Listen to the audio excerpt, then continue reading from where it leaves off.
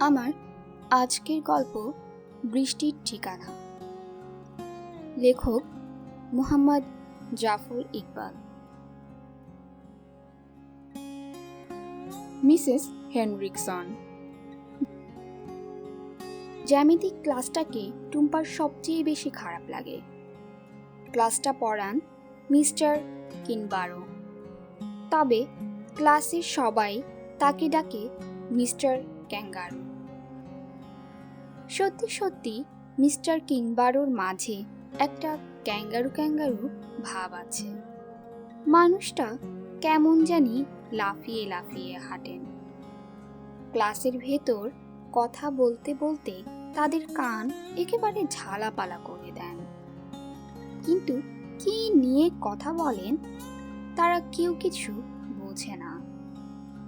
Mister ক্যাঙ্গারুর গুরু হচ্ছেন Euclid. ক্লাসে কথায় কথায় ইউক্লিডের উদাহরণ দেন, আর প্রত্যেকবার ইউক্লিডের নাম উচ্চারণ করার সময় তার চোখ বন্ধ হয়ে যায়, গলা কাঁপতে থাকে, আর তাকে দেখে মনে হয় এক্ষুনি বুঝি হাঁটু ভাঁজ করে মাটিতে শুয়ে একটা সালাম করে দেবেন। টুম্পার যা হাসি পায় সেটা আর বলার মতো নয়। কিন্তু এত কিছুর পরেও মিস্টার ক্যাঙ্গারুর ক্লাসের মাঝে কোনো রসকস নেই। 1 ঘন্টার ক্লাসটাকে মনে হয় 1 বছর লম্বা। সারাক্ষণ টুম্পার চোখ ঘুরে ঘুরে দেয়ালের ঘড়িটার দিকে চলে যায়। সে অপেক্ষা করতে থাকে কখন মিনিটের কাঁটা 9-এর মাঝে পৌঁছাবে, আর পিএম সিস্টেম থেকে ক্লাস শেষ হওয়ার মধুর একটা বেলে শব্দ ভেসে আসবে। মিস্টার ক্যাঙ্গারু খুব সময় মেনে চলার চেষ্টা করেন।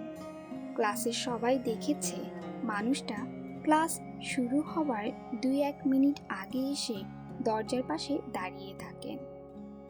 মিনিট আর সেকেন্ডের কাঁটাটা ঠিক যখন 12টার উপর হাজির হয়, তখন মিস্টার ক্যাঙ্গারু দরাম করে দরজাটা খুলে ভেতরে ঢুকে নাটকীয়ভাবে বলেন, good morning my dear students. এমন হাস্যকর ব্যাপার যে সেটা বলার মতো নয়। আজকে অবশ্য অন্য ব্যাপার। সময় অনেকক্ষণ আগে পার হয়ে গেছে, এখনো মিস্টার ক্যাঙ্গারু দেখা নেই। নিশ্চয়ই সাংঘাতিক কিছু একটা ঘটেছে। যে মানুষ কখনো 1 সেকেন্ড দেরি করে না, তার জন্য পাকা 10 মিনিট দেরি করা সোজা কথা নয়, প্রায় অসম্ভব একটা ব্যাপার। ক্লাসের ছেলেমেয়েরা একটু অস্থির হয়ে উঠছে। কেভিন কাগজ দিয়ে প্লেন তৈরি করে এদিক সেদিক ছুঁড়ে মারতে শুরু করেছে। জেসিকা চেয়ারের উপর দাঁড়িয়ে কোমর দুলিয়ে গান গাওয়ার ভঙ্গি করছে, আর তার 2 পাশে দাঁড়িয়ে মাইকেল আর জিম অদৃশ্য একটা গিটার বাজাচ্ছে। পিটার একটা রাবার ব্যান্ডের মাঝে কাগজের ছোট ছোট গুতলি লাগিয়ে আশেপাশের ছেলে মেয়েদের নাক নিশানা করে টার্গেট প্র্যাকটিস করার চেষ্টা করছে। এইভাবে যখন আরো 5 মিনিট পার হয়ে গেছে, তখন মোটামুটি সবাই বুঝে গেল আজ কিছু একটা গোলমাল হয়েছে। ক্লাসে মিস্টার ক্যাঙ্গারু বা অন্য কেউই আসবে না। তারা হৈ হৈ করে যখন বইপত্র তুলে ক্লাস থেকে বের হয়ে যাবার জন্য দাঁড়ালো, ঠিক তখন দরজা খুলে একজন মধ্যবয়স্কা মহিলার মাথা ক্লাসের মাঝে উঁকি দেয়। মাথায় কাঁচা পাকা চুল, চোখে সোনালি রঙের একটা চশমা। কেউ যে পকেটের পয়সা খরচ করে এরকম পুরনো মডেলের একটা চশমা কিনতে পারে, টুম্পা নিজের চোখে না দেখলে সেটা বিশ্বাস করত না।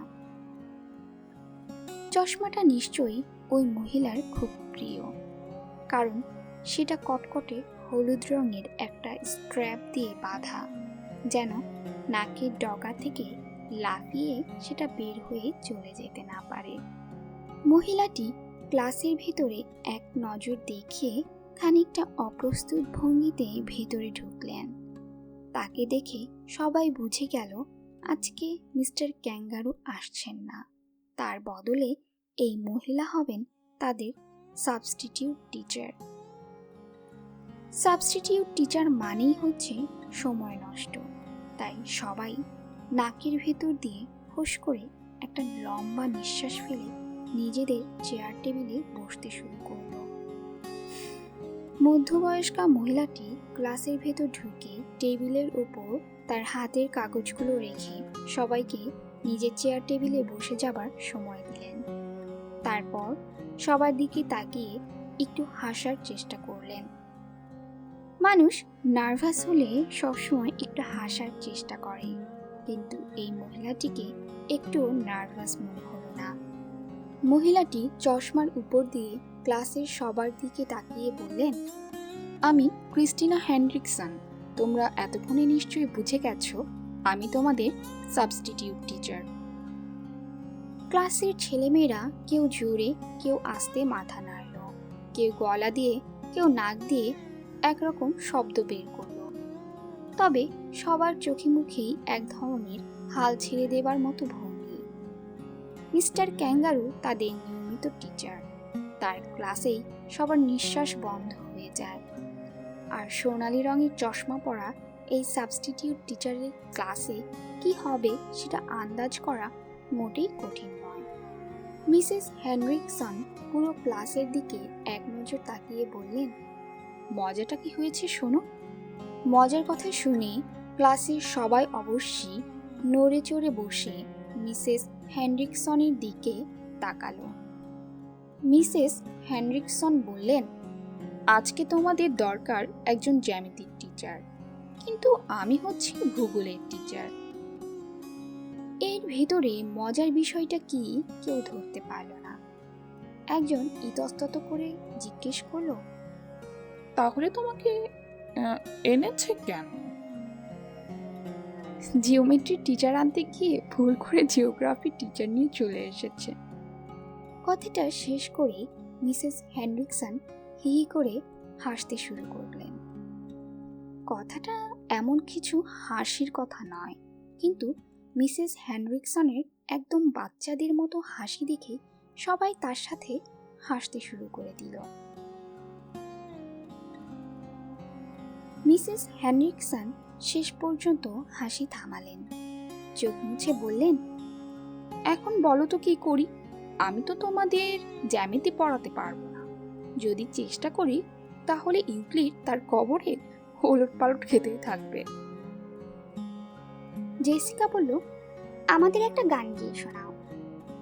জেসিকা ফাজিল ধরনের মেয়ে, কথা বলার ঢংটিও ছিল একটু গায়ে জ্বালা ধরানোর মতো, কিন্তু মিসেস হেনরিকসন সেটা লক্ষ্য করলেন বলে মনে হলো না। জেসিকার কথা শেষ হবার সাথে সাথে দুই হাতে চুটকি দিতে দিতে সুরেলা গলায় গেয়ে উঠলেন, I am like a bird. I am going to fly away. I don't know where my soul is. I don't know where my home is. Mrs হেনরিকসনের মতো মধ্যবয়সী একজন মহিলা এত সুন্দর করে গানটি গেয়ে উঠলেন যে সবাই কেমন যেন ভ্যাবাচাকা খেয়ে গেল। জেসিকা মুগ্ধ হয়ে বললেন, মিসেস হেনরিকসন, তুমি কি সুন্দর গান গাইতে পারো। মিসেস হেনরিকসন বললেন, আমি যখন ছোট ছিলাম তখন ভেবেছিলাম বড় হয়ে গায়িকা হব, আর দেখো বড় হয়ে আমি হয়েছি ভূগোলের টিচার। মিসেস হেনরিকসন আবার ছোট বাচ্চাদের মতো হি হি করে হেসে উঠলেন, যেন গায়িকা হতে চেয়ে ভূগোলের টিচার হয়ে যাওয়া খুব মজার ব্যাপার। কেভিন জিজ্ঞেস করল, তোমার ভূগোল ভালো লাগে না? লাগবে না কেন, খুব ভালো লাগে। ভূগোল মানে তো শুধু জায়গার কথা না, সেই জায়গার মানুষেরও কথা। মিসেস হেনরিকসন ক্লাসের সবার মুখের দিকে একবার চোখ বুলিয়ে বললেন, তোমাদের ক্লাসের দিকে তাকিয়ে দেখো, পৃথিবীর কত দেশের কত মানুষ। জিমের গায়ের রং কুচকুচে কালো, তার দিকে তাকিয়ে বললেন, তোমার পূর্বপুরুষ এসেছিল আফ্রিকা থেকে। জেনির চোখ ছোট ছোট, নাক একটু চাপা, তার দিকে তাকিয়ে বললেন, তোমার পূর্বপুরুষ এসেছে এশিয়া থেকে, সম্ভবত পূর্ব এশিয়া। কেভিনের নাক খাড়া, চোখ নীল, সোনালি চুল। তার দিকে তাকিয়ে বললেন, তোমার পূর্বপুরুষ নিশ্চয়ই এসেছে স্ক্যান্ডিনেভিয়ান দেশ থেকে। মরিয়মের বড় চোখ, কালো চুল। তার দিকে তাকিয়ে বললেন, তোমার পূর্বপুরুষ নিশ্চয়ই মধ্যপ্রাচ্যের, তাই না? মরিয়ম মাথা নাড়ল এবং মিসেস হেনরিকসন এমন ভাব করলেন যেন তিনি যুদ্ধ জয় করে ফেলেছেন। তিনি ক্লাসের ছাত্রছাত্রীদের মুখের দিকে তাকাতে তাকাতে টুম্পার দিকে চোখ ফিরিয়ে বললেন, আর তুমি নিশ্চয়ই এসেছো ইন্ডিয়া থেকে। টুম্পা মাথা নাড়ল, বলল, না মিসেস হেনরিকসন, আমি এসেছি বাংলাদেশ থেকে। বলতে গিয়ে টুম্পার গলা একটু কেঁপে গেল, কারণ এই দেশের বেশিরভাগ মানুষ বাংলাদেশকে চেনে না। যারা চেনে তারা শুধু বাংলাদেশের খারাপ খারাপ জিনিসগুলোর কথা জানে, দেশটার নামও ভালো করে বলতে পারে না, বলে বাংলাদেশ। টুম্পা একটু শঙ্কিত চোখে মিসেস হেনরিকসনের দিকে তাকিয়ে রইলেন। এখন কি এরকম কিছু ঘটবে? কিন্তু সেরকম কিছু ঘটল না, বরং মিসেস হেনরিকসনের চোখ কেমন জানি উজ্জ্বল হয়ে উঠল। মুখে হাসি ফুটিয়ে বললেন, বাহ, কি চমৎকার! আমাদের দেশে বাংলাদেশের একজন মেয়ে আছে। টুম্পা অবাক হয়ে দেখল মিসেস হেনরিকসন বাংলাদেশ বলেন নাই, একেবারে শুদ্ধ করে বলেছেন বাংলাদেশ। খানিকক্ষণ কি যেন ভাবলেন, তারপর বললেন, যতদূর মনে পড়ে 70-এর দিকে জর্জ হ্যারিসন, জন বায়াজ, রবিশঙ্কর সবাই মিলে একটা কনসার্ট করেছিল বাংলাদেশের জন্য। মিসেস হেনরিকসন টুম্পার দিকে তাকিয়ে বললেন, তাই না? কিসের কনসার্ট সেটা সম্পর্কে টুম্পা কিছুই জানে না। সে কি করে বলবে বুঝতে না পেরে অনিশ্চিত ভঙ্গিতে মাথা নাড়ল, যার উত্তর হ্যাঁ বা না দুটোই হতে পারে। মিসেস হেনরিকসন সেটা খেয়াল করলেন বলে মনে হলো না। চোখ বড় বড় করে বললেন, নিউ ইয়র্কের ম্যাডিসন স্কয়ার গার্ডেনে সেই কনসার্ট হয়েছিল। আমি তখন টিনেজার। সেই কনসার্টে গিয়ে সবার গান শুনে একেবারে সারা জীবনের জন্য পাল্টে গিয়েছি। তখন বাংলাদেশে যুদ্ধ, কমবয়সী গেরিলারা যুদ্ধ করছে, 10 মিলিয়ন মানুষ উদ্বাস্তু। কি কষ্ট মানুষের! এলেন গিন্সবার্গ সেটার উপর একটা কবিতা লিখেছেন, সেপ্টেম্বর অন জেশর রোড। অসাধারণ কবিতা। টুম্পা কেমন যেন ভ্যাবাচাকা খেয়ে মিসেস হেনরিকসনের দিকে তাকিয়ে রইল। অ্যালেন গিন্সবার্গটা কি? সেপ্টেম্বর অন জেশর রোড কবিতাটা কি? সে তো এগুলো কিছুই জানে না। মিসেস হেনরিকসন একটা বড় নিঃশ্বাস ফেলে বললেন, বাংলাদেশের মানুষের সংখ্যা 140 মিলিয়ন। পৃথিবীর মোট মানুষের শতকরা 2 ভাগ, যার অর্থ পৃথিবীর যে কোনো 50 জন মানুষকে নিলে তার মাঝে একজন হবে বাংলাদেশে। এতগুলো মানুষ থাকে কতটুকু জায়গার মাঝে তোমরা জানো? টুম্পা অস্বস্তি অনুভব করে। তার জানা উচিত ছিল, কিন্তু সে জানে না। অনেক ছোট থাকতে সে তার আম্মুর সাথে আমেরিকা চলে এসেছে। বাংলাদেশ সম্পর্কে সে কিছুই জানে না।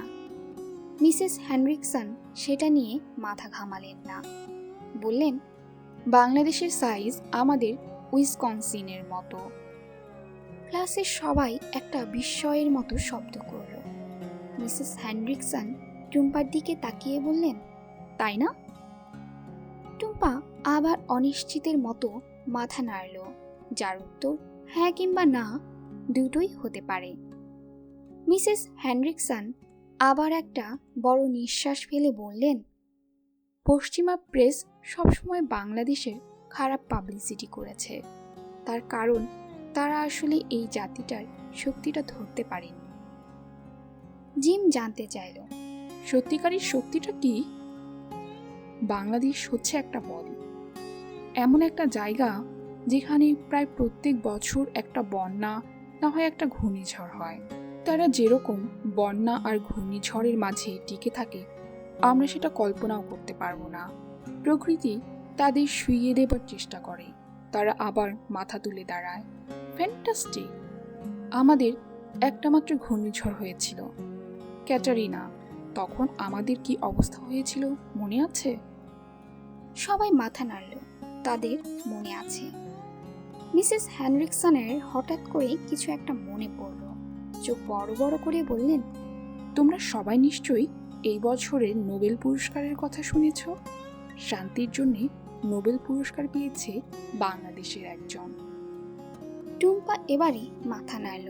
সে এই তথ্যটা জানে। দেখা গেল আরো কয়েকজনও সেটা জানে। মাইকেল বলল, প্রফেসর ইউনুস। টুম্পা শুদ্ধ করে দিল, বলল, না, উচ্চারণ ইউনুস, প্রফেসর ইউনুস।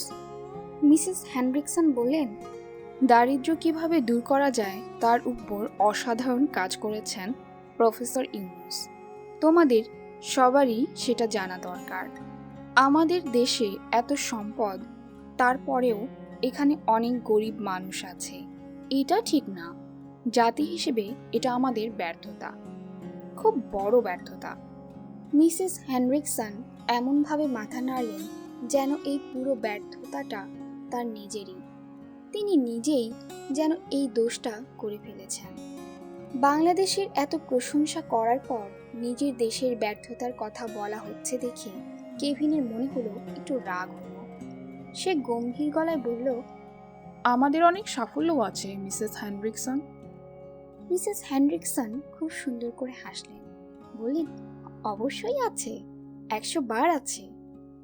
তোমরা যদি ইউরোপ যাও কিংবা এশিয়া যাও, দেখবে তারা আমাদের আমেরিকানদের শুধু সমালোচনা করছে। কিন্তু মজার ব্যাপার কি জানো? কি মিসেস হেনরিকসন? তারা চোখ বন্ধ করে আমাদের অনুকরণ করে। আমরা যেটা করি সেটাই হয়ে যায় পৃথিবীর কালচার। ভুল হোক আর শুদ্ধ হোক, তাতে কিছু যায় আসে না। মিসেস হেনরিকসন আবার হিহি করে হাসতে থাকলেন, যেন এর থেকে মজার আর কিছু হতে পারে না। ক্লাসের ছেলেমেয়েরাও হাসবে কিনা সেটা বুঝতে পারল না। কয়েকজন একটু চেষ্টা করে থেমে গেল, কারণ মিসেস হেনরিকসন হঠাৎ হাসি থামিয়ে গম্ভীর হয়ে গেছেন। গম্ভীর হয়েই বললেন, আচ্ছা বলো তো দেখি, আমাদের সবচেয়ে বড় শক্তি কি? জিম বলল, অ্যাটম বোম। মিসেস হেনরিকসন মাথা নাড়লেন। বোমা কখনো কোনো জাতির শক্তি হতে পারে না। জেসিকা বলল, গণতন্ত্র। সেটা একটা শক্তি, কিন্তু পৃথিবীর আরো অনেক দেশে গণতন্ত্র আছে। সত্যি বলতে কি, পৃথিবীর সবচেয়ে বড় গণতন্ত্র হচ্ছে ভারতবর্ষে। 1 বিলিয়ন থেকেও বেশি মানুষের গণতন্ত্র। জেনি বলল, কম্পিউটার। মিসেস হেনরিকসন মাথা নাড়লেন, বললেন, জেনি বলল, কম্পিউটার। মিসেস হেনরিকসন মাথা নাড়লেন, বললেন, এই সায়েন্স, টেকনোলজি, কালচার এগুলোই সত্যি, কিন্তু সেটা নির্ভর করে মানুষগুলোর উপর। আমাদের শক্তি হচ্ছে এই দেশের মানুষ। কেন জানো? জেসিকা জিজ্ঞেস করল, কেন? কারণ এই দেশের মানুষের একটা খুব বড় বৈশিষ্ট্য আছে। পৃথিবীর সব দেশ আসলে শুধু একটা দেশ। সেই দেশে শুধু সেই দেশের মানুষ থাকে।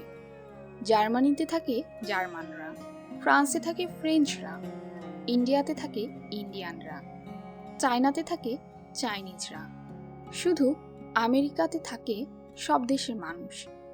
সেখানে জার্মানরা থাকে, ফ্রেঞ্চরা থাকে, ইন্ডিয়ানরা থাকে, চাইনিজরা থাকে, বাংলাদেশিরা থাকে, ইরাকিরা থাকে, ইরানিরা থাকে। আমেরিকা আসলে কোনো দেশ না, এটা আসলে ছোট্ট একটা পৃথিবী। সব দেশের মানুষ এখানে পাশাপাশি থাকে। সবাই নিজের কালচারকে বাঁচিয়ে রাখে, আবার এখানকার কালচার গ্রহণ করে। এটা হচ্ছে সারা পৃথিবীর মানুষের একটা মিলন মেলা। মিসেস হেনরিকসনের চোখগুলো কেমন যেন ঢুলু ঢুলু হয়ে গেল। কথা বলার সময় মনে হলো ঠিক যেন কথা বলছেন না, যেন একটা কবিতা আবৃত্তি করছেন কিংবা নিচু গলায় গান গাইছেন। টুম্পা এর আগে এরকম মানুষ দেখেছে বলে মনে করতে পারে না। আমেরিকা দেশটা কত মহান সেটা নিয়ে সবাই অনেক বড় বড় কথা বলে, কিন্তু এরকম ভাবে সে কখনো কাউকে কথা বলতে দেখেনি। টুম্পা অবাক হয়ে আবিষ্কার করলো এর আগে সে যাদের আমেরিকা নিয়ে কথা বলতে শুনেছে তারা সবাই বলেছে অহংকার নিয়ে, কিন্তু মিসেস হেনরিকসন বলছেন কৃতজ্ঞতা নিয়ে। তিনি যেন কত কৃতজ্ঞ যে পৃথিবীর সব দেশের মানুষ দয়া করে এই দেশে এসেছে। পুরো বিষয়টা যে এভাবে দেখা যায় টুম্পা আগে কখনো চিন্তা করেনি। মিসেস হেনরিকসন হঠাৎ ঘড়ির দিকে তাকিয়ে বলল, ওমা, দেখো কত সময় বকবক করে কাটিয়ে দিলাম। মানুষ বয়স হলে এমনিতেই বেশি কথা বলে, আর তার উপর আমি টিচার। আমি একবার মুখ খুললে আর মুখ বন্ধ করতে পারি না। অন্য কথা থাকুক, এবার তাহলে পড়াশোনার কথা বলি। জেসিকা বলল, কিন্তু মিসেস হেনরিকসন, তুমি তো বলেছো তুমি জ্যামিতি জানো না, তুমি কেমন করে জ্যামিতি পড়াবে? মিসেস হেনরিকসন চোখ মটকে বললেন, দেখতে চাও কেমন করে পড়াবো? একটা মজার গন্ধ পেয়ে সবাই বলল, দেখতে চাই। চমৎকার। মিসেস হেনরিকসন একটা চক হাতে নিয়ে বোর্ডের সামনে দাঁড়িয়ে বললেন, তাহলে বলো, জ্যামিতির জনক কাকে বলা হয়? ক্লাসের সবাই বলল, ইউক্লিড। চমৎকার। মিসেস হেনরিকসন বোর্ডে চক দিয়ে লিখলেন ইউক্লিড। তারপর ঘুরে ক্লাসের দিকে তাকিয়ে বললেন, এবার বলো, ইউক্লিড কোন দেশের মানুষ? ক্লাসের বেশিরভাগ ছেলে মেয়ে চিৎকার করে বলল, গ্রিস। চমৎকার। এবার তাহলে চলো আমরা দেখি গ্রিস দেশটা কেমন। সেটা জানার জন্য দরকার একটুখানি ভূগোল। মিসেস হেনরিকসনের কথা শুনে সবাই হাসতে শুরু করে। মিসেস হেনরিকসন হাসলেন না, মুখ শক্ত করে বললেন, তার আগে দেখা যাক তোমাদের মাঝে গ্রিক কেউ আছে কিনা। পেছন থেকে জর্জিয়াস তার হাত তুলল। জর্জিয়াসকে দেখে সবাই জর্জিয়াস হিসেবেই জানতো, সে যে আসলে গ্রিক সেটা কেউ জানতো না। মিসেস হেনরিকসন চোখ বড় বড় করে বললেন, পৃথিবীর সবচেয়ে চমকপ্রদ জাতি হচ্ছে গ্রিক জাতি। তাদের ঐতিহ্য হচ্ছে মহান ঐতিহ্য। জ্ঞানী বিজ্ঞানে এই জাতি পৃথিবীকে যা দিয়েছে, পৃথিবী তার ঋণ কখনো পরিশোধ করতে পারবে না। টুম্পা আবিষ্কার করলো একটু আগে মিসেস হেনরিকসন বাংলাদেশ সম্পর্কে যেরকম সুন্দর সুন্দর কথা বলেছেন, এখন ঠিক সেরকম গ্রিকদের নিয়ে সুন্দর সুন্দর কথা বলছেন। এমনভাবে বলছেন যে পুরো গ্রিক দেশটাই যেন চোখের সামনে ভেসে উঠছে। টুম্পা অবাক হয়ে দেখল জর্জিয়াস নিজেও চোখ বড় করে মিসেস হেনরিকসনের দিকে তাকিয়ে তার কথা শুনছে। টুম্পা যেরকম বাংলাদেশ সম্পর্কে কিছু জানে না, জর্জিয়াসও মনে হয় গ্রিস দেশ সম্পর্কে কিছুই জানে না। মিসেস হেনরিকসন ঠিকই বলেছেন, সবাই মনে হয় নিজের দেশের কথা ভুলে এই দেশে এসে জমা হয়েছে। টুম্পা অন্যমনস্কভাবে মিসেস হেনরিকসনের কথা শুনতে শুনতে খাতার পৃষ্ঠায় আঁকিবুকি করতে থাকে। নিজের অজান্তেই সে কখন মিসেস হেনরিকসনের ছবি আঁকতে শুরু করেছে সে জানে না। নাকের ডগায় চশমা, কৌতূহলী চোখ, ঠোঁটের কোণায় একটা বিচিত্র হাসি, কাঁচা পাকা এলোমেলো চুল, দুই হাত উপরে তুলে কথা বলছেন। এই মেয়ে, তুমি কি করছো? মিসেস হেনরিকসনের কথা শুনে টুম্পা চমকে উঠে তার কাগজটা আড়াল করার চেষ্টা করল, কিন্তু মিসেস হেনরিকসন ছবিটা দেখে ফেললেন। এগিয়ে এসে বললেন, দেখি দেখি। টুম্পার কোনো উপায় থাকল না, কাগজটা দেখাতে হলো। মিসেস হেনরিকসন কিছুক্ষণ তাকিয়ে থেকে অবাক হয়ে বললেন, ওমা, তুমি কি সুন্দর ছবি এঁকেছো আমার। পাশে বসে থাকা এলিজাবেথ বলল, আমাদের টম্পা খুব সুন্দর ছবি আঁকে মিসেস হেনরিকসন। টম্পা আমাদের ক্লাস আর্টিস্ট। টুম্পা অনেক চেষ্টা করেও তার ক্লাসের ছেলে মেয়েদের টুম্পা বলানো শেখাতে পারেনি। সবাই তাকে ডাকে টুম্পা। মিসেস হেনরিকসন ছবিটা তুলে সবাইকে দেখালেন। বললেন, দেখেছো? জিম বলল, এটা বেশি ভালো হয় নাই, টম্পা আরো অনেক ভালো আঁকতে পারে। কি বলছো, ভালো হয় নাই? মিসেস হেনরিকসন বললেন, তোমরা শুধু ওর স্কেচটা দেখছো, আসল জিনিসটা দেখছো না। সে আমার চরিত্রটা ধরে ফেলেছে, দেখো তাকিয়ে। টুম্পা কি বলবে বুঝতে পারল না। আসলে মিসেস হেনরিকসন ঠিকই বলেছেন, ছবিতে মানুষের চেহারা ফুটিয়ে তোলা সহজ, তার চরিত্রটা ছবিতে আনতে পারাটা কঠিন। টুম্পা সবসময় চেষ্টা করে একটা মানুষের আসল চরিত্রটা ছবিটার মাঝে নিয়ে আসতে। অনেকক্ষণ ধরে কাউকে লক্ষ্য করতে পারলে সে বেশ খানিকটা করতে পারে। মিসেস হেনরিকসন বললেন, তোমার নামটা হচ্ছে? টুম্পা, টুম্পা রায়হান। বাহ, কি সুন্দর নাম, টুম্পা রায়হান। টুম্পা একটু অবাক হয়ে দেখল মিসেস হেনরিকসন তার নামটা ঠিক ঠিক উচ্চারণ করেছেন। অন্য কেউ হলে টুম্পা রায়হান না বলে বলতো টুম্পা রায়হান। তবে তার নামটা আসলে সুন্দর না, তার একেবারেই পছন্দ না। কেন জানি তার মনে হয় গুরুত্ব দিয়ে নামটা রাখা হয় নাই। মিসেস হেনরিকসন একটু এগিয়ে এসে বললেন, টুম্পা, তোমার এই ছবিটা আমাকে দেবে? কেন দেব না? টুম্পা থতমত খেয়ে বলল, তুমি চাইলে 100 বার দেব, কিন্তু এই ছবিটা তো আসলে বেশি ভালো হয় নাই, আর একটু সময় পেলে আরো ভালো করে এঁকে দিতে পারতাম। এটাই যথেষ্ট ভালো হয়েছে, তাড়াহুড়ো করে তুমি যেটা এঁকেছো সেটাই আমি চাই। মিসেস হেনরিকসন ছবিটা টুম্পার ডেস্কের উপর রেখে বললেন, তুমি ছবির নিচে আজকের তারিখ লিখে দিয়ে একটা সিগনেচার করে দাও। টুম্পা অবাক হয়ে বলল, সিগনেচার? হ্যাঁ, সিগনেচার। তুমি যখন অনেক বিখ্যাত হয়ে যাবে তখন আমি এটা সবাইকে দেখাবো। টুম্পা একটু হেসে ছবিটা নিজে তার নামটা লিখে দিল।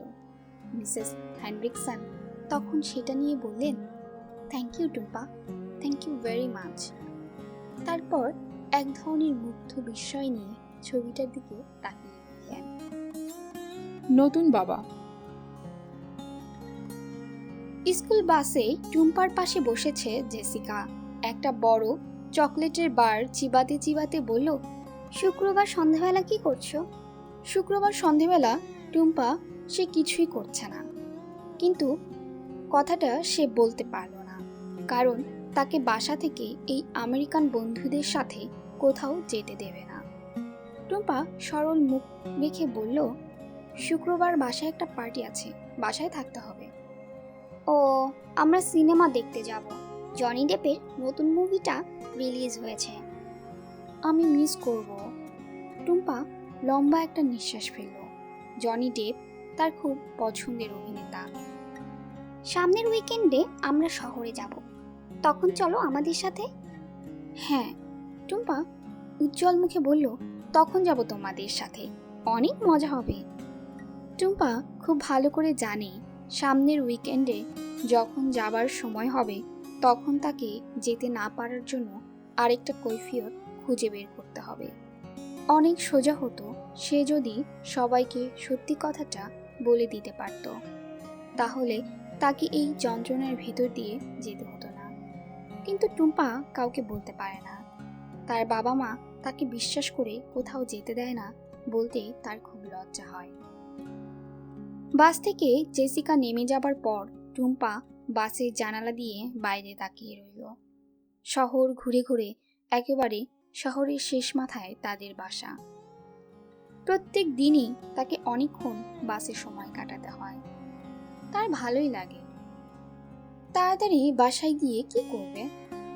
টুম্পার মনে হয় সে যতক্ষণ বাইরে থাকে ততক্ষণই বুঝি সে স্বাধীনভাবে আছে। যখন বাসায় পৌঁছাবে তখনই তার উপর 100 রকম নিয়মকানুন চেপে বসবে। তার বয়স এখন 13।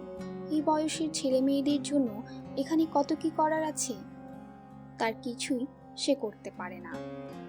ভাগ্যিস তার ছবি আঁকার শখটা ছিল, তাই যখন খুব মন খারাপ হয় সে বসে বসে ছবি আঁকে, সবকিছু ভুলে যেতে পারে তখন। তা না হলে যে কি হতো, মনে হয় সে পাগলই হয়ে যেত। পাগল? বাসায় তাকে কথায় কথায় এই কথাটা শুনতে হয়। তার শরীরে পাগলের রক্ত আছে, সেজন্যে তার সবকিছু নাকি উল্টাপাল্টা। কথাটা বলেন তার বাবা, আসল বাবা নয়, তার সৎ বাবা। টুম্পার আসল বাবা নাকি পাগল ছিল, তার আম্মুকে এত অত্যাচার করত যে তার আম্মু আর না পেরে টুম্পাকে নিয়ে পালিয়ে আমেরিকা চলে এসেছে। আসল বাবার পুরো জীবন নাকি কেটেছে পাগলা গারদে, শিকল দিয়ে বেঁধে রাখা হতো। এতদিনে নিশ্চয়ই মরে টরে গেছেন। টুম্পার নতুন বাবা বলেন, যে বাংলাদেশে ভালো মানুষই বেঁচে থাকতে পারে না, পাগল বেঁচে থাকবে কেমন করে? বাংলাদেশকে নিয়ে সব সময় তার নতুন বাবাও নাক সিটকান। আজকে মিসেস হেনরিকসনের কথা শোনার আগে টুম্পা কোনো দিন বাংলাদেশ সম্পর্কে একটা ভালো কথা শোনেনি। টুম্পার নতুন বাবাও তো বাংলাদেশের। একটা মানুষের তার নিজের দেশের জন্য মায়া থাকে না কেন, টুম্পা কখনো ঠিক করে বুঝতে পারে না। স্কুল বাসটা তার বাসা থেকে 1 ব্লক দূরে থামে। স্কুল ব্যাগটা নিয়ে বাস থেকে নামার সময় টুম্পা হাত নেড়ে বাস ড্রাইভার মিসেস রজার্সকে বিদায় জানালো। পাহাড়ের মতো বড় মিসেস রজার্স বললেন, সাবধানে থেকো সোনা, কাল আবার দেখা হবে। একেবারেই সাধারণ গদবাঁধা স্নেহের কথা, কিন্তু শুনে টুম্পার বুকের ভেতর টনটন করে ওঠে। তার বাসায় কেউ তাকে এই নরম কথাগুলো বলে না। সত্যিকারের বাবার কথা তার একটুও মনে নেই। নতুন বাবার সাথে বিয়ে হওয়ার আগে তার আম্মু তাকে খুব আদর করতেন। বিয়ে হয়ে যাওয়ার পর সব কেমন যেন ওলটপালট হয়ে গেল। টুম্পার বয়স তখন মাত্র 6। কিছুতেই সে বুঝতে পারছিল না কেন তার আম্মুকে অজানা একটা মানুষকে বিয়ে করতে হবে। বিয়ের দিন কি কান্নাটাই না কেঁদেছিল এখনো মনে আছে। তার নতুন বাবাকে সে ভয় পেত। ছোট বাচ্চারা সবকিছু নিজের মতো করে বুঝতে পারে। সেও বুঝেছিল এই মানুষটা তাকে পছন্দ করে না। হাসি হাসি মুখ করে তাকে আদর করার ভান করতেন, কিন্তু তার মাঝে কোনো ভালোবাসা ছিল না। তার ছোট ভাই লিটনের জন্ম হলো 1 বছর পর। তার নতুন বাবা আর আম্মু লিটনকে নিয়ে এত ব্যস্ত হয়ে গেলেন যে টুম্পা বলে কেউ আছে সেটা যেন কারো মনেই থাকলো না। সে যখন আরো ছোট ছিল তখন তার খুব হিংসে হতো। এখন একটু বড় হয়েছে, এখন আর হিংসা হয় না। মাঝে মাঝে একটু অভিমান হয়, তবে লিটনকে সে খুব আদর করে। মনে হয় তার নতুন বাবা আর আম্মুর থেকে সে লিটনকে বেশি আদর করে। টুম্পার কাছে বাসার একটা চাবি আছে। দরজা খুলে ভিতরে ঢুকে দেখে লিটন একটা খেলনা বন্দুক নিয়ে ছোটাছুটি করছে। টুম্পাকে দেখে গুলি করতে করতে তার দিকে ছুটে এলো। টুম্পাও তার 2 হাতকে দুটো পিস্তল বানিয়ে লিটনকে গুলি করার ভান করে। তারপর ব্যাগটা নিচে রেখে লিটনের পিছু পিছু ধাওয়া করে তাকে ধরে ঘাড়ে তুলে নিয়ে কাতুকুতু দেয়। লিটন হাত পা ছুঁড়ে হাসতে হাসতে আনন্দে চিৎকার করতে থাকে। আম্মু রান্নাঘর থেকে বাংলায় জিজ্ঞেস করলেন, টুম্পা, মা এসেছিস? টুম্পার কি মনে হলো কে জানে, বাংলায় উত্তর দিল, বলল, হ্যাঁ আম্মু, এসেছি। বাসায় তার নতুন বাবা আর আম্মু সবসময় বাংলায় কথা বলেন। টুম্পা যখন ছোট ছিল সেও খুব সুন্দর বাংলা বলতে পারত। যতই বড় হচ্ছে বাংলাতে দখল কমে আসছে। লিটন এখন পরিষ্কার বাংলায় কথা বলে। স্কুলে যেতে শুরু করা মাত্রই আস্তে আস্তে বাংলা ভুলে যেতে শুরু করবে। আম্মু বললেন, হাত মুখ ধুয়ে আয়, কিছু খাবি। টুম্পা লিটনকে ঘাট থেকে নামিয়ে স্কুল ব্যাগটা তুলে নিজের ঘরে গেল। ছোট এই ঘরটাই হচ্ছে তার পৃথিবী। ভাগ্যিস তার নিজের এই ছোট্ট একটা পৃথিবী আছে, যেখানে এসে সে সবকিছু থেকে আলাদা হয়ে যেতে পারে। টেবিলে তার কম্পিউটার, দেয়ালে ফ্রেন্ডসের একটা পোস্টারে রস, জয়ী, মনিকা, চ্যান্ডলার, র্যাচেল আর ফিবি গলাগলি করে দাঁড়িয়ে আছে। টুম্পার নতুন বাবা তার ঘরে খুব বেশি আসেন না। যখন আসেন তখন এই পোস্টারটা দেখে খুব বিরক্ত হন আর বিড়বিড় করে বলেন, এটা ঘরে টানানো একটা জিনিস হলো। ছি। ভাগ্যিস তার নতুন বাবা কোনোদিন টেলিভিশনে ফ্রেন্ডস দেখেননি। যদি দেখতেন নির্ঘাত পোস্টারটা টেনে ছিঁড়ে ফেলতেন। টুম্পা জানালায় পর্দা টেনে দেয়।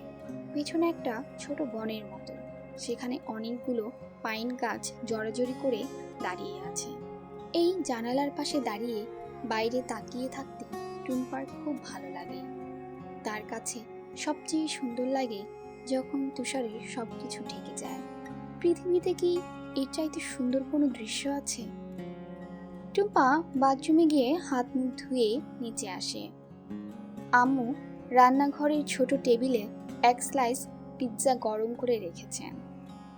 পিৎজার দোকানে গরম গরম পিৎজা খেতে খুব মজা লাগে, কিন্তু ফ্রিজ থেকে বের করে আনা পিৎজার মতো জঘন্য আর কি হতে পারে? টুম্পা অবশ্যই কিছু বলল না।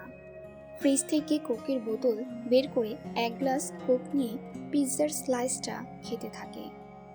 একটা খাবার যত অখাদ্যই হোক, কোকের সাথে সেটা খেয়ে ফেলা যায়। আম্মু জিজ্ঞেস করলেন, স্কুল কেমন হলো? ভালো। টুম্পার হঠাৎ করে মিসেস হ্যানরিকসনের কথা মনে পড়ল। বলল, আচ্ছা আম্মু, তুমি কি জর্জ হ্যারিসনের কনসার্টের কথা জানো? বাংলাদেশের উপর হয়েছিল 1971 সালে। আম্মুকে একটু বিভ্রান্ত দেখা গেল। ইতস্তত করে বললেন, ও আচ্ছা, মনে হয় শুনেছি। অনেক আগের ব্যাপার। তুমি কি সেপ্টেম্বর অন যেশোর রোড কবিতাটা পড়েছ? কি road? Jessore road. Jessore, Jessore road. কে লিখেছেন? Allen Ginsberg. আম্মু ভুরুকুচকে চিন্তা করতে থাকেন। হঠাৎ করে তার মুখ উজ্জ্বল হয়ে ওঠে। বলেন, ও আচ্ছা, যশোর রোড। যশোরকে যেশোর বলে আমি বুঝবো কি করে? যশোর রোড কি? যশোর হচ্ছে বাংলাদেশের একটা শহর। সেই শহর থেকে যে রাস্তাটা গেছে সেটা হচ্ছে যশোর রোড। টুম্পা পিৎজা স্লাইসের শেষ টুকরোটা মুখে জোর করে ঠেসে দিয়ে বলল, তুমি কবিতাটা পড়োনি? না। আম্মু মাথা নাড়লেন। ইংরেজি কবিতা আর কয়টা পড়েছি, তবে এটার উপর মৌসুমী ভৌমিকের একটা গান আছে, সেটা শুনেছি।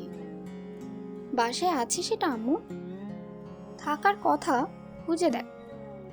আম্মু একটু অবাক হয়ে বললেন, তুই কবে থেকে বাংলা গানের জন্য এত পাগল হয়ে গেলি? না, পাগল হই নাই। আজকে স্কুলে একজন বললেন তো, তাই শুনতে চাচ্ছিলাম।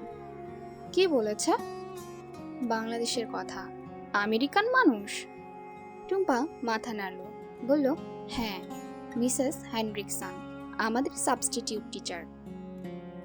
আম্মু মুখ শক্ত করে বললেন, বন্যা, সাইক্লোন এইসব নিয়ে কথা বলেছে নিশ্চয়ই? টুম্পা মাথা নাড়ল। আম্মু বললেন, তাই হবে। কবে যে দেশটা ঠিক হবে, এই দেশ নিয়ে কেউ ভালো একটা কিছু বলতে পারে না। টুম্পা বলল, আসলেই মিসেস হ্যানরিকসন বাংলাদেশ নিয়ে ভালো ভালো কথাই বলেছেন। ছাই বলেছে, বন্যা, সাইক্লোন নিয়ে কথা বললে ভালো কথা বলা হলো? এগুলো ভালো কথা? টুম্পা আর তর্ক করল না। সিডির স্তূপ থেকে মৌসুমী ভৌমিকের গানের সিডিটা খুঁজে বের করে সে নিজের রুমে এনে যশোর রোড গানটি শুনল। এত সুন্দর গানের কথাগুলো, আর মৌসুমী ভৌমিক এত সুরেলা গলায় এত দরদ নিয়ে গানটি গেয়েছে যে টুম্পার মনে হলো সে বুঝি পুরো দৃশ্যটি চোখের সামনে দেখতে পাচ্ছে। সে ভাষা ভাষাভাবে জানে 1971 সালে যুদ্ধ করে বাংলাদেশ স্বাধীন হয়েছিল। প্রায় 1 কোটি মানুষ উদ্বাস্তু হয়ে ভারতবর্ষে আশ্রয় নিয়েছিল। মানুষ মারা গিয়েছিল 30 লক্ষ। কিন্তু সেই দুঃখ, কষ্ট আর যন্ত্রণার বিষয়টা সে আগে কখনো ঠিক করে অনুভব করেনি। এই গানটা শুনতে শুনতে মনে হলো সে প্রথমবারের মতো সেটা অনুভব করল। পৃথিবীর অপর পৃষ্ঠে তার একটা দেশ আছে, সেই দেশের মাটিতে তার জন্ম হয়েছিল, সেটাই তার জন্ম। দেশটা ঠিক তার মতোই দুঃখী, অনেক কষ্ট করে সেই দেশের জন্ম হয়েছিল, এখন সম্মান নিয়ে বেঁচে থাকার জন্য অনেক কষ্ট করছে। ঠিক কি কারণ জানা নেই, যে দেশটিকে সে দেখেনি, শুধুমাত্র সেই দেশের মাটিতে জন্ম নিয়েছিল বলে টুম্পা তার বুকের ভিতর সেই দেশটির জন্য গভীর এক ধরনের মমতা অনুভব করতে থাকে। টুম্পার ক্লাসের বন্ধুবান্ধবেরা যখন মলে দুবার চক্কর খেয়ে সিনেমা হলে ঢুকেছে জনি ডিপের সেই সিনেমাটা দেখার জন্য, তখন টুম্পা তার ছোট ঘরটায় কম্পিউটারের সামনে বসে রইল। ইন্টারনেটে বাংলাদেশ নিয়ে যত রকম তথ্য পাওয়া যায় সে এক ধরনের ছেলে মানুষই আগ্রহ নিয়ে সেগুলো দেখতে থাকে। টুম্পা অবাক হয়ে আবিষ্কার করলো এই দেশটিকে টিকিয়ে রেখেছে এই দেশের গরিব মানুষেরা, যারা চাষাবাদ করে, গার্মেন্টসে কাজ করে, কিংবা দেশে বিদেশে গিয়ে ছোটোখাটো কাজ করে। আর দেশটাকে লুটেপুটে খায় বড় লোকেরা, মন্ত্রীরা, ব্যবসায়ীরা।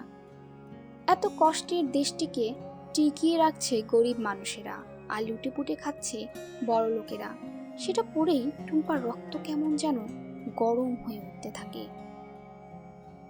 রাতে খাবার টেবিলে দেখা গেল টুম্পার নতুন বাবার মেজাজ খুব খারাপ। মাঝে মাঝে অফিসে কিছু একটা ঝামেলা হয় আর সেই রাগটা বাসায় এসে লিটন আর টুম্পার উপর ঝাড়েন। আজকেও তাই হলো। লিটন প্লেটের ভাতগুলোকে একটা পাহাড়ের মতো বানিয়ে তার উপরে একটা চামচ বসিয়ে সেটাকে মেশিন গান বানিয়ে গুলি করছিল। আম্মু তখন তাকে ধমক দিলেন, কি হচ্ছে লিটন? আজকেও তাই হলো। লিটন প্লেটের ভাতগুলোকে একটা পাহাড়ের মতো বানিয়ে তার উপরে একটা চামচ বসিয়ে সেটাকে মেশিন গান বানিয়ে গুলি করছিল। আব্বু তখন তাকে ধমক দিলেন, কি হচ্ছে লিটন? খাবার নিয়ে খেলা? লিটন এখনো একটু গাধা রয়ে গেছে, কখন চুপ করে থাকতে হয় শেখেনি। বাবাকে পাল্টা প্রশ্ন করে বলল, কি হয় আব্বু, খাবার নিয়ে খেলা করলে? বাবা একটু থতমত খেয়ে গেলেন, গম্ভীর হয়ে বললেন, পৃথিবীতে এত মানুষ না খেয়ে থাকে, সেই খাবার নিয়ে খেলতে হয় না। কোন মানুষ না খেয়ে আছে আব্বু? বাংলাদেশেই লাখ লাখ মানুষ না খেয়ে আছে। টুম্পা এতক্ষণ ইন্টারনেটে বসে বসে বাংলাদেশের উপর গবেষণা করে এসেছে, কাজেই সে একটু প্রতিবাদ না করে পারল না। বলল, না বাবা, বাংলাদেশ এখন খাদ্যে স্বয়ংসম্পূর্ণ। বাবা চোখ পাকিয়ে বললেন, তুই কেমন করে জানিস? ইন্টারনেটে দেখেছি। বাবা হুশ করে একটা নিঃশ্বাস ছেড়ে বললেন, ওইসব হচ্ছে বাকওয়াজ। বাংলাদেশে কি আছে? না আছে কোনো ইন্ডাস্ট্রি, না আছে কোনো তেল, না আছে কোনো রিসার্চ, শুধু আছে চোর আর বাটপার। যদি চোর আর বাটপার এক্সপোর্ট করা যেত, তাহলে বাংলাদেশ এতদিনে বড়লোক হয়ে যেত। কথা শেষ করে আব্বু হাহা করে হেসে উঠলেন, যেন খুব মজার কথা বলেছেন। লিটন জিজ্ঞেস করলো, চোর বাটপার কেমন করে এক্সপোর্ট করে আব্বু? টুম্পা বলল, দূর গাধা, যেটা বুঝিস না সেটা নিয়ে কথা বলিস না। আম্মু বলেন, কি যে হবে দেশটার, যখনই খোঁজ নিই শুনি হরতাল আর অবরোধ। টুম্পা আস্তে আস্তে বলল, এইসব গোলমালের মাঝেও বাংলাদেশের গ্রোথ 6%। বাবা বললেন, দেশটা টিকে আছে ভিক্ষার উপর। আমেরিকা, ইউরোপ যদি ফরেন এইড না দিত, তাহলে এতদিনে দেখতে কি হতো? সব বঙ্গোপসাগরে ভেসে যেত। টুম্পা বলল, না বাবা, বাংলাদেশে ফরেন এইড $500 বিলিয়ন থেকে কম। গার্মেন্টস আর এক্সপোর্ট হচ্ছে 8 বিলিয়ন। মিডল ইস্টের শ্রমিকেরা পাঠায় 8 বিলিয়ন। বাবা মুখ শক্ত করে বললেন, তুই কেমন করে জানিস? ইন্টারনেটে দেখেছি। বাবা একটু থতমত খেয়ে বললেন, ওই বিলিয়ন ডলারের হিসাব দিয়ে লাভ নেই। ওই বিলিয়ন ডলার হচ্ছে খালি কাগজে কলমে, আসলে সব পক্কা। আমি ওই দেশটা দেখেছি, আমি জানি দেশটা হচ্ছে চোরের দেশ, সবাই চোর। তুই জানিস আমার জমিটা বিক্রি করার জন্য কত ঘুষ দিতে হয়েছিল? টুম্পার খুব ইচ্ছে করলো বলতে, তুমি যদি ঘুষ দাও তাহলে তো তুমিও চোর। কিন্তু সে বলল না, বললে তার ধরে আর মাথা থাকবে না। জমি বিক্রি করার জন্য বাবার কত টাকা ঘুষ দিতে হয়েছিল সেটা জানার জন্য টুম্পা কোনো প্রশ্ন করল না দেখে তার বাবা মনে হয় আর একটু রেগে গেলেন। বললেন, আমার কোনো কথা তোর বিশ্বাস হয় না, বিশ্বাস হয় তোর ইন্টারনেট। টুম্পা বুঝল এখন কোনো কথা বললে আরো বিপদ হয়ে যাবে, তাই সে চুপ করে রইল। বাবা বললেন, এতই যদি বাংলাদেশের উপর বিশ্বাস, তাহলে এদেশে পড়ে আছিস কেন? চলে যা বাংলাদেশে, গার্মেন্টসে কাজ কর গিয়ে। টুম্পা এবারেও কোনো কথা বলল না। বাবা তখন আরো রেগে গেলেন, বললেন, শেষবার যখন গিয়েছি তখন দেখেছি দেশটা যে শুধু চোর বাটপাড়ের দেশ তা না, দেশটা হচ্ছে ময়লা আবর্জনার দেশ, মশা মাছি আর পোকামাকড়ের দেশ, ফকির আর ফকিন্নির দেশ।